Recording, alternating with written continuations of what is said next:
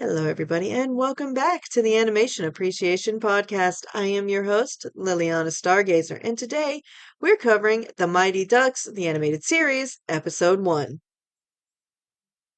As I mentioned before in the last episode, I might have gotten obsessed while writing the last episode, and this is the result. Buckle up, Buttercup. We're going through all 26 episodes.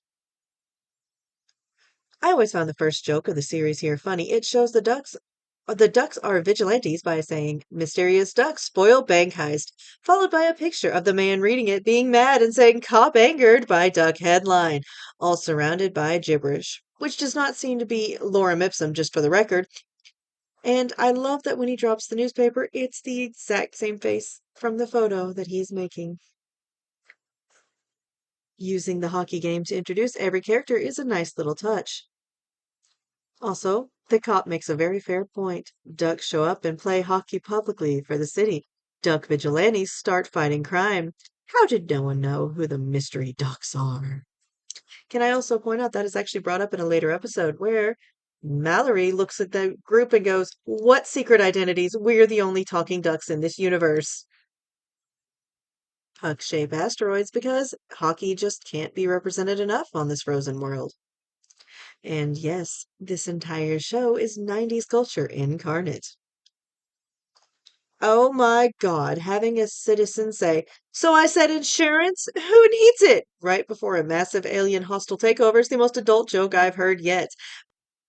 But in his defense, I also don't think the insurance company will be paying out to anyone anytime soon, so it would have been wasted money anyway. I also love that Tanya knowing how to set a timer on a VCR is the most 90s joke there is. For some reason, setting a timer on the VCR was the height of techno awareness at the time. I looked it up when I was old enough to use the internet. Don't judge me, I'm older than Google. Not a lot older, but older. And it was needlessly complicated at the time. Now, just Google it, and even then, it's pretty simple to set. My favorite line from Grin is in this episode. "Pain is an illusion that really, really hurts." I love that that is it, by the way, that an invisibility shield is the only reason the ducks didn't rise up sooner. They say it's heavily fortified, but yet don't show anything. So his whole plan was totally, if they can't find us, they can't overthrow us.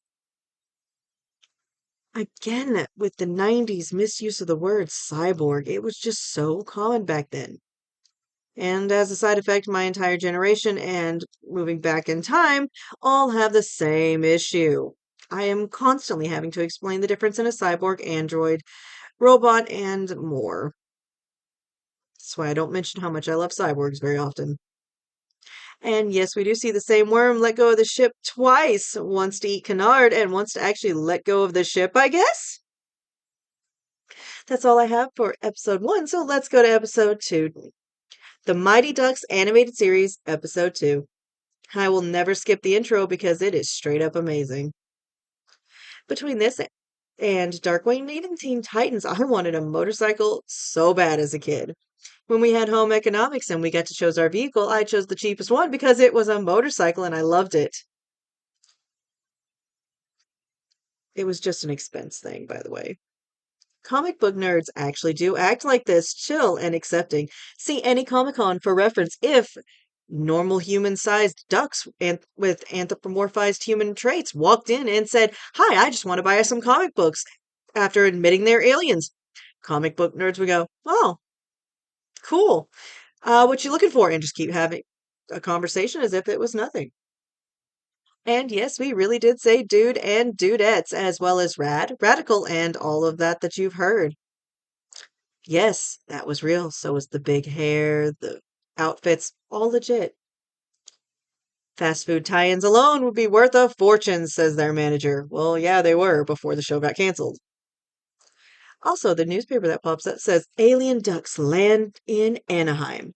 And more, not lorem ipsum text. Yeah, the 90s had a spend money elsewhere rule and didn't want to waste time actually writing out rules and words for them, since scenes like this, what were the odds people were going to see them? Unless they had the VHS tape, they weren't going to. They never anticipated the current form of technology that allows me to go through rewind 10 seconds instantly and pause on specific frames. So yeah, there was only one movie released on VHS because I had to go look and see if any of this was ever released on VHS, and it was just their what would be an OVA movie, just a single, and it was a direct to VHS movie. And I am not mistaking it for the live action version, which by the way was humans. It's actually about a human hockey team. This is the spinoff people. The other newspapers say they want to play hockey and Space Duck hockey heroes. They're not space ducks, they're interdimensional ducks. The manager says, next time, wombats. They are easier to train. Wombats aren't easy to train. They just don't mind it much if you move them around and put them next to things. Or at least the ones at the Australia Zoo when I went weren't. Oh my God, the bad cartoon CGI when they go to leave. I mean, it's not as bad as it could be, and honestly, it's actually fine for how fast they're pumping out these movies. The fact a former thief sees all crimes as equal but still refused to kill says a lot about Duke's character. Everything Nosedive said in this episode is so out of pocket. It's mostly references to the TV and commercials at the time, but honestly, even back then, he just seemed so random. And Duke calling the thugs cretins is actually how I learned my favorite word for bullies. Backwater podunk heathens is my second pick. Cretins is what I use when I want them to know I think they're stupid. Then again, with me and my kind, insults are sometimes just how we show affections. My friends are all heathens. That being said, my mother did ask me where I learned the word cretin when I was a child because I was saying it when I was about 7. I love that the only reason they originally started fighting crime isn't because of Dragonis, is because the thief can't sit idly by and let criminals be criminals. Boy, did Dragonis taking over their world flip that moral compass. We see Grin send a big human flying with a flick of his finger. He tries harder than that in hockey. Are the opposing team's players okay? Or is his control that good? I have questions. Assuming that they'd be thrown out of the league if he caused too much injuries, I'm guessing that everyone's fine because of his level of control.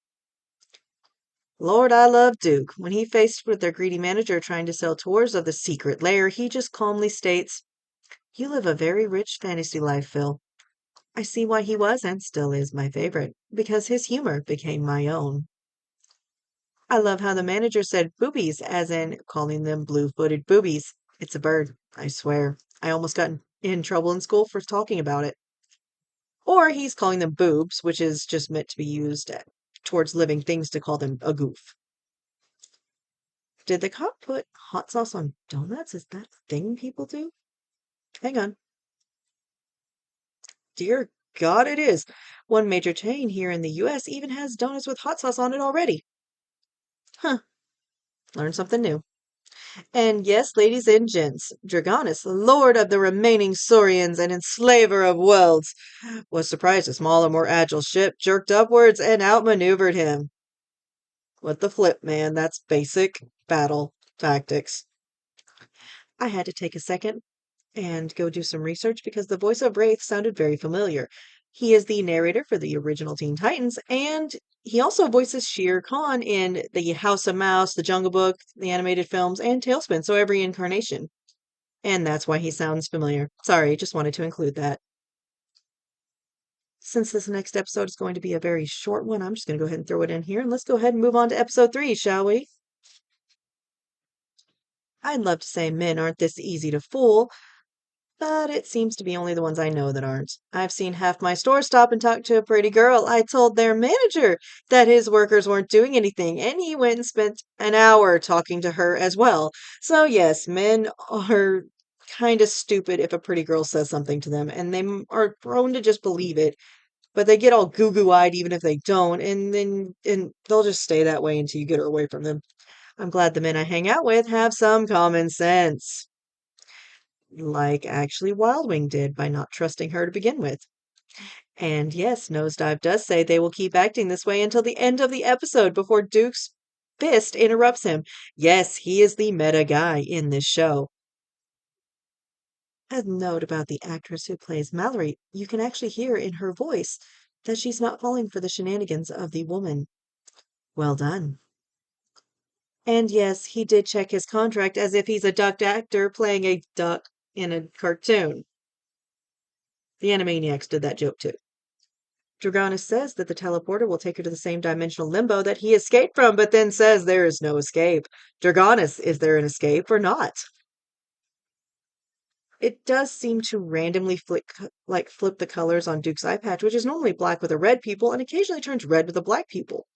This is something I've seen in a couple of other episodes, but it was more prominent in this one. Also, the hot cocoa that Nosedive offers and the good book Duke offers sounds lovely. Evidence I'm an adult, because I originally would have just taken hot cocoa. That's all I have for today, so enjoy the first 3 episodes of Mighty Ducks, the animated series. And as always, please remember, if it's animated, especially from the 90s and shows like this, someone absolutely did it on purpose. Have a great night.